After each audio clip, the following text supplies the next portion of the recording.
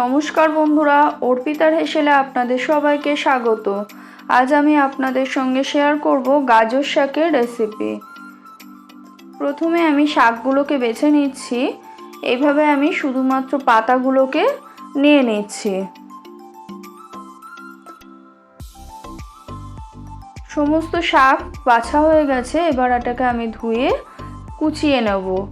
আর নিয়ে নিয়েছি একটা ছোট সাইজের আলুটাকেও এরকম লম্বা লম্বা করে সরু সরু করে কেটে নিয়েছি।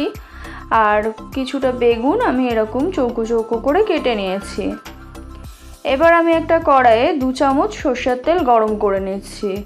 তেলটা গরম হয়ে গেলে আমি এর মধ্যে দিয়ে দিচ্ছি কালো জিরা 1 চামচ। আর একটা কাঁচা লঙ্কা আমি এরকম চিড়ে দিয়ে দিয়েছি।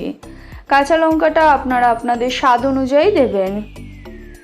এরপর আমি এর মধ্যে কেটে রাখা আলুগুলো দিয়ে দিলাম। আলুটা দিয়ে ভালো করে মিশিয়ে দিচ্ছি।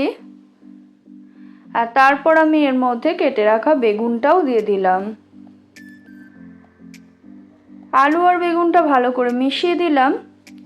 এরপর আমি এর মধ্যে দিয়ে দিচ্ছি লবণ। লবণটা অবশ্যই স্বাদ অনুযায়ী দেবেন। আর দিয়ে দিলাম হলুদ গুঁড়ো। লবণ আর হলুদ গুঁড়ো দিয়ে আমি কিছুক্ষণ আলু আর বেগুনটাকে ভালো করে ভেজে নেব।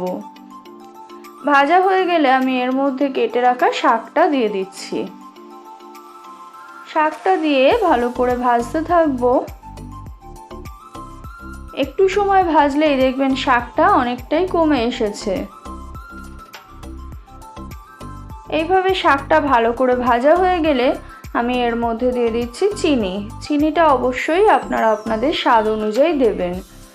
এবার ভালো করে মিশিয়ে দিচ্ছি। বাস তৈরি হয়ে গেল গাজর শাক। তো বন্ধুরা, আমার আজকের এই রেসিপি আপনাদের কেমন লাগলো অবশ্যই জানাবেন কমেন্ট করে। ভালো লেগে থাকলে একটা লাইক করে দেবেন, বন্ধুদের সঙ্গে শেয়ার করে নেবেন। আর এই রকম আরও অনেক রেসিপি পাওয়ার জন্য আমার চ্যানেলটি সাবস্ক্রাইব করে অবশ্যই পাশে থাকবেন। ধন্যবাদ।